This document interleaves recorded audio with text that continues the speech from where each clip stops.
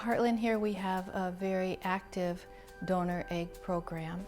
We match donors with recipient parents, approximately 4 to 6 matches every month for IVF cycles. Donors need to be between the age of 21 and at the oldest 31. They need to be healthy young women who want to donate. They need to want to help somebody have a family. So they're healthy in terms of their medical history and their family history. We screen them for all the infectious diseases, make sure they don't have any. They have a psychological consultation to make sure that this is something they're going to be happy that they did. We have them see a genetics counselor, and we test them for all the common genetic diseases that people can be carriers for to make sure that they're not carriers.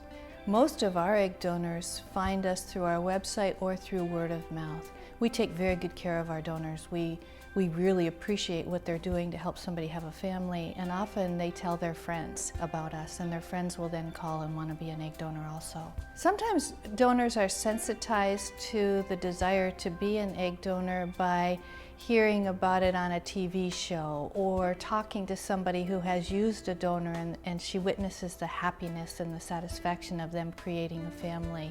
And so she's sensitized to want to become an egg donor herself and help a family to realize their goal of having children. Some of our egg donors have had their own children already, and they come to me and they say, I have 3 of the most beautiful children ever created. I'm all done. I want to help somebody else. I'm still young. Others of our donors are college women who many are in the medical profession, so they're very comfortable with medical procedures, and they know they're not going to have their own children until their late 20s, early 30s because of their educational program.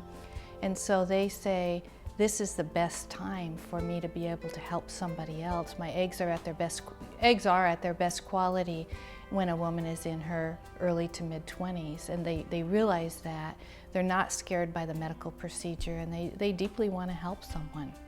There is a stipend that they receive, and they use that often to pay their college loans or whatever. Egg donors can be anonymous, which means that their identity is never revealed to the recipients. The recipients know the age and the height and weight and eye color and hair color and ethnic background, but they don't know the name or the identity of the donor. Other donors are what we term directed donors, meaning they know the recipient. It could be a younger sister or a cousin, and they know each other thoroughly and may be related to each other. If there is someone in the family available that wants to donate, that's a very good situation because you're able to use the family genetics. Sometimes that's a very comfortable thing. In other families, that's just not the right way to go, and it's a better choice to choose an anonymous donor. It's a wonderful program. And a lot of these couples are this is their last opportunity. They've tried everything else and they haven't been successful. And so when someone donates for them and enables them to have their dream come true in terms of be able to give birth to their own baby, it's an amazing thing.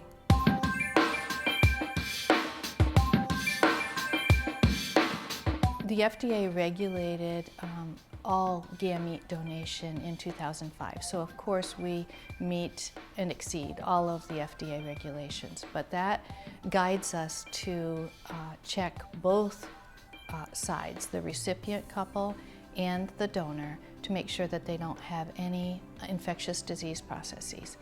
Other than that, however, we make sure that the donor match is going to be good. It's very important to me that this child born has a good, strong resemblance to their family. They need a good fit within their family. So if someone is of Irish German origin, we want we want to match that appropriately so that that child born, has the brown hair that the family has or the red hair that the family has. They don't have to be, a strong look-alike, but a good fit. We take excellent care of our donors. We stimulate their ovaries gently, firmly, to get a good success rate, but also we're always being aware of taking good care of the donor. So she gives herself shots, usually twice a day, injections twice a day, to stimulate her ovaries. She comes in, 3 or 4 or 5 times during the process to have her hormone levels checked and an ultrasound done. Then the day of retrieval, she goes to the OR.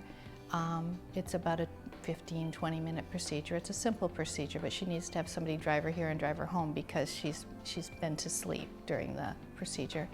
And she's going to have some minor discomforts. We ask her to take it easy that day, not go to work that day, but usually she's right back at work the next day or back to her normal activities the next day.